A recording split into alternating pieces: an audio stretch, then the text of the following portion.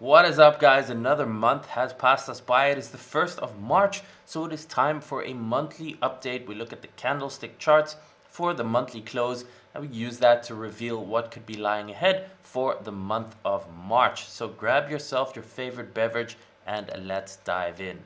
Let's get started with the monthly returns because the month of February has closed, and as you can see, it is green by the smallest of small margins, 0.03% in the green. So it's basically a 0-month perfect doji. By the way, if you are new to the channel, subscribe down below if you haven't done so. And if you enjoy this content, smash the like button. Okay, so February was basically neutral, which is good. It's better than a red month, right? So now we're going into March, which has historically been more red than green. But I think my personal opinion, my guess, is that we will see green in March. And I will show you in a second on the charts why I think that. So far, nothing out of the ordinary. Pretty normal. And we can see here, actually the last 2 years have been green for March. So let's see what this year brings us. Now, before I get started on this month's prediction and looking at the chart, let's take a quick look at what I said on the 1st of February in that video prediction there, so that we can continue from there. We want to get one more candle above that 26,000, above this 50 moving average, and then I think we are looking good for potentially multiple months of upside later this year. So just very short and sweet, that was basically the gist of it. We are looking for a close back above this 50-month moving average, and we did not get it yet, because we had that perfect doji. As you can see, it went above it and pulled back below it, and we closed perfectly in the middle, but a little bit below that 50 monthly moving average. And hopefully this month, I think we are going to get continuation and hopefully a close above that 50 monthly moving average, which I think will be very bullish, because as you can see, going back all the way to 2016, price action has been above this 50-month moving average. It was only in the bearish market in 2022 that we spent a few months below it.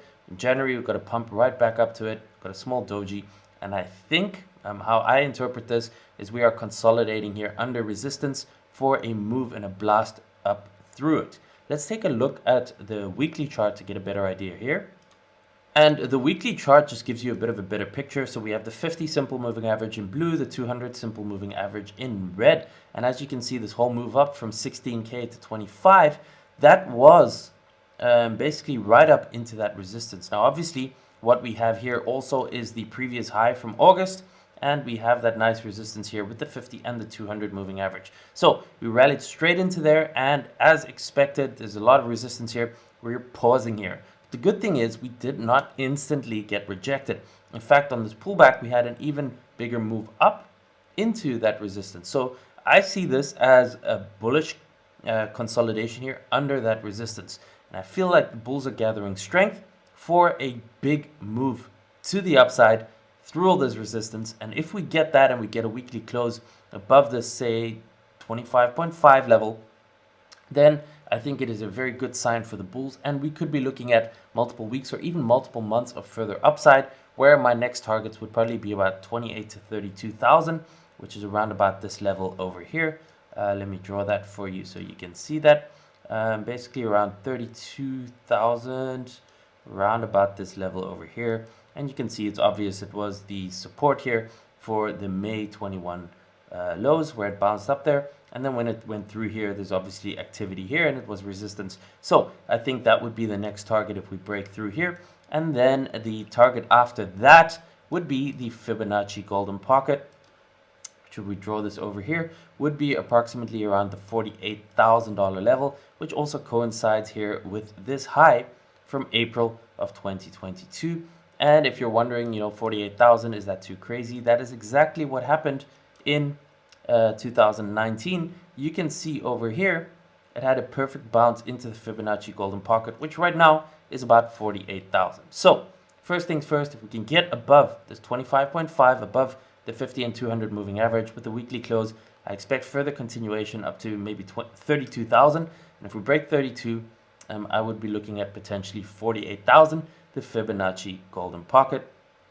On the downside, I would like to see this level hold 21.5, which was the previous low here, but also in my opinion, the line in the sand for the bulls that needs to hold over here is quite simply the 3-day 50 moving average, which is at 19.6. So any pullback, as long as the price stays above 19.6 and we don't get a new 3-day close below this 3-day 50 moving average, the trend in my opinion is up, and we are targeting around 32 and then potentially maybe 48. And you can see it's interesting here on the 3-day chart. The 200 moving average here in red is right around that $33,000 or $32,000 level by the time it gets there. So that adds more confidence to that being the next potential resistance over there. So let's take a look at the Ethereum chart. This one looks a little bit different. We start off with the monthly here, the same. We have the 50-month moving average in blue. And you can see we're quite a bit above here. We had a couple of wicks and even closes below it during the bear market. But it's different to Bitcoin, as I just showed you. That is still under that 50 moving average and spent quite a few months below it. Ethereum did not. And you can see here it also had a bit of a doji after a big green month. But I think, again, as you can see, there's a nice resistance level over there. I think this is just consolidating under this level over here. Let's get rid of that. I think it's consolidating under here to just blast through it, which obviously would be good for the bulls. So I would like to see a monthly close above, say, $1,800 for Ethereum. And then I think it might set us up for some nice upside, maybe even a run also to the Fibonacci golden pocket here, as long as obviously Bitcoin continues, which you can see is right around here, this April 2022 high, about 3250. But let's first get a monthly close back above this resistance level. That would be very helpful for the bulls, of course. Switching over to the weekly chart here on ETH, similar thing, 50 moving average in blue, 200 in red, and you can see we're above the 200 week moving average, which is a good thing. We are still below the 50. Okay, we want to get above the 50. Once we do that, it's bullish. Okay, all the major parabolic moves to the upside have happened once the price was above the 50. So you can see that 50, we're right up against it right now. It is also perfectly in confluence with this horizontal resistance that I just showed you over here and the May 2021 lows. Funny how that works, right? So once we get through here, if we get a weekly close above it, ideally 2 consecutive weekly closes to avoid it being a fake out, then we could be looking for more upside. And you could argue that we might have some potential resistance in between, maybe around over here, which was also this February 2022 low. So maybe around 2300 to 2400 could be some initial resistance, depending on how fast we move up. Of course, if we just blast up, it might be resistance. If it's a slow grind up, it might go through it. If we clear that level, I think we could be targeting the Fibonacci golden pocket. And again, if we do get this bullish confirmation, all still if, right? We haven't got it yet. It's looking promising, but we have to actually get the confirmation. A weekly close or 2 consecutive weekly closes above this resistance would go a long way in increasing the odds of further bullish upside. And in that case, I would be looking at potentially weeks, if not months, of further upside. In a similar way, this is still playing out in a very similar scenario to 2019, where we had a major rally from January all the way up to June, from the lows into the Fibonacci golden pocket. So far, we are right on track to repeat that scenario exactly 4 years later.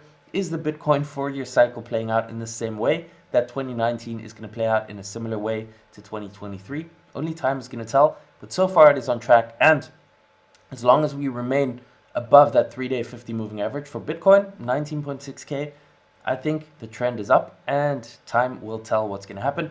And I will remain bullish until we get that bearish confirmation. If we get back below that 3-day 50 moving average, that will be, for me, a bearish signal. And obviously, we'll be looking at other charts and things at the time when that happens. But until that happens, I am bullish and I do expect weeks or months potentially of further upside.